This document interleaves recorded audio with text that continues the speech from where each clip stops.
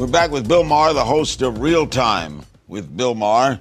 He is, you mentioned also that we haven't discussed much on the environment, and that you're a little concerned that it's obviously warmer. I think this was, I've lived out here almost 30 years. I've never felt a summer like this. I mean, one of the great things about LA has always been that even if it was hot in the day, it wasn't humid, and at night it got cool. Yeah. And I feel like they are starting to mess with that. And when I say they, I mean the global warming gods who we have fucked with. Larry? Nice to be able to say that now to you. Yeah, you can. After all these years. I don't say it, but you can say it. Exactly. I go back to the old school of broadcasting. I know you do. It's hard for me to say it.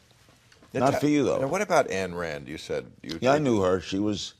What was she like? I interviewed her. She was extraordinary. She's very bright. She was, her philosophy was selfishness. Because Selfishness I've tried is correct. a number of times in my life to read one of her books. Fountainhead, or. And I just cannot. I tried. I really did try, and it's just really hard to get through. It's really root canal. You would have liked her confirmed atheism, though.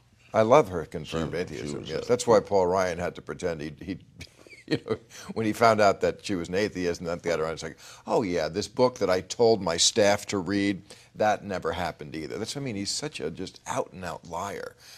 He loved Ayn Rand. He said this is the person who gave him his whole philosophy. He did. He made his staff read the book. If you ask about Ayn Rand now, who? Ann Coulter? Love her. You like Ann Coulter, though. My friend, of course. Oh, I know. We were talking about this before. Republicans, they can say the worst things publicly, and their positions are horrid, and you're like, these are the most immoral people in the world. But when you chat with them, they're the nicest folks, You said that about Karl Rove. I never met him. Nice guy. I find him to be an ultimately amoral putz. But, I bet you're right. If I sat and talked to him for 10 minutes about the weather or something else, you'd think, what a nice guy. Do you expect a big turnout? Does Obama need a big turnout? I think, of course, the Republicans are always the party that's trying to suppress the vote. So there's your answer there. If they thought suppressing the vote was going to help the Democrats, they wouldn't be doing that. It always helps the Democrats. Obama's leading, for example, he's leading 2-1 among non-voters. That's one of his big voting blocks. Truly, they do polls and they find people who have no intention of voting like Obama. In that vein, who the heck in this race would be undecided? Who are the undecideds? Where are they? I think it's one guy in Roanoke. Well, it's only about 6%. Yeah, we did. That was the end of our show Friday night. We did a thing on the undecided, and of course the media likes to romanticize them as if they're Who are they? They're poring over the facts that they're undecided because they're still these high-minded arbiters who are reading every policy position to try to match them with their own philosophies. Platforms. And actually, they're morons who know nothing. And the thing is that they're probably not going to vote anyway.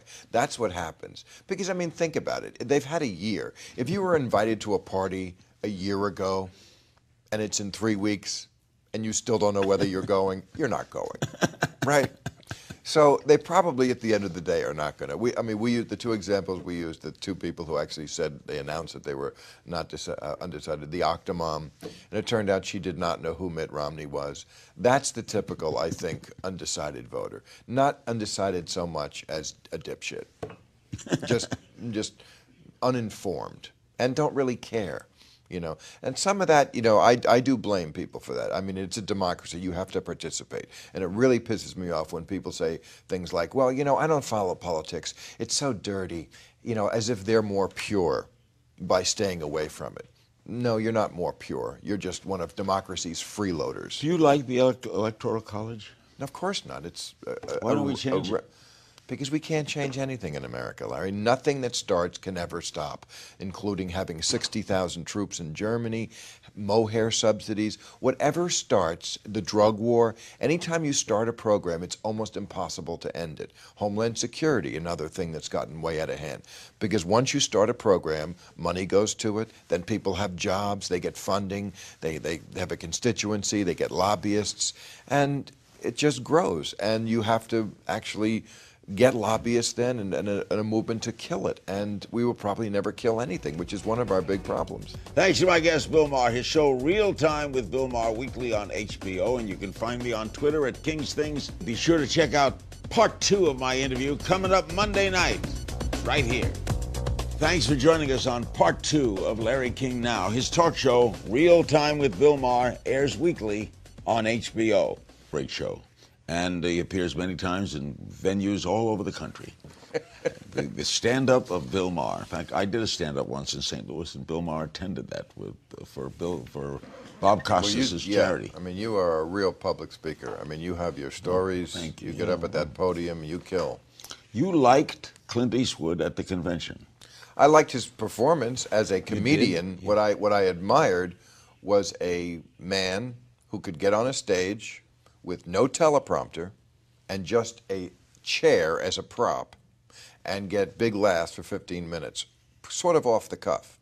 That is not easy. I mean, I've been a stand-up comedian for 30 years. I know what it's like, and I know what it's like to bomb from my early days. And for him to do that as a non-comedian in that setting with those limitations, I was very impressed. Now, the content of what he said shocked me, because I did not know that Clint Eastwood was such a down-the-line right-wing asshole. I knew he was sort of conservative, you know, but I had no idea he was like that. He's such a typical teabagger, you know, doesn't know the facts, had everything all wrong, just, you know, this old white guy who feels the claw being pried off the lever of power in America by the blacks and the Kenyans and the socialists, and he doesn't like it. He doesn't like that claw being pried off. And so he just retreats into the fantasy world that is the planet teabag that they live on. Bill O'Reilly is going to debate Jon Stewart. But I would still see his movie. Oh, yeah. Absolutely. I still like him as an artist. What about baseball? Yeah, any movie with Clint Eastwood. What do you make of the O'Reilly-Stewart debate? You know, I debated Ann Coulter a few years ago. On pay-per-view? No, I don't know. It was definitely not on pay-per-view. We did Radio City. Yeah, we did 3 cities, New York, Boston, and Chicago, I think. And it's a lot of fun, you know, I mean, especially during an election year. Why not? You're a critic of Fox News? Yeah, of course. They're ridiculous. You have said that at least, I'm going to quote you, at least half the Muslims around the world thinks it's okay to kill somebody if they insult the Prophet. Correct. You believe that? I think you could prove it. I mean, I haven't talked to every Muslim around the world, but this is what the point I was making is that when I had Salman Rushdie on our show Friday night, and I was introducing a concept I call 9/11 liberals. We used to hear about 9/11 conservatives, the people like Ron Silver and Dennis Miller who became very conservative after the attack. Okay, 9/11 liberals are people like myself, Salman, Christopher Hitchens was one, Ayaan Hirsi Ali, Sam Harris. People who are liberal in almost every other way. We would be with the liberals on almost every other topic. But when it comes to this topic, liberals, I think, have very fuzzy thinking. And they say things like, all religions are alike. No, they're not. No, they're not. As Sam Harris made the point, and I've read it since, I think Nick Kristof also did the other week, that the Book of Mormon I just saw, you know, it's a musical about the Mormon religion that's, you know, scathing in its criticism. Well, try to do that about Muhammad. Try to do the Book of Muhammad and see what happens. As Sam Harris said, can you imagine the kind of security you would need around that theater? And the point is that, you know, when liberals say, well, it's only a few people who when there's a riot about the cartoons of Muhammad or burning the Quran, it's only a few people, you know, relatively small number in the street. That's true. There may be a relatively small number in the street, but if you went and asked Muslims all around the world, do you think it's okay to bring violence on someone who insults the Prophet? Yes, I think you would get an extraordinary percentage of them who said, yes, that is one area where it is okay to bring violence on someone. You cannot insult the Prophet. And we will never, ever be able to get along unless we come to grips with this idea that they do not understand what free speech is. Free speech means free speech unfettered.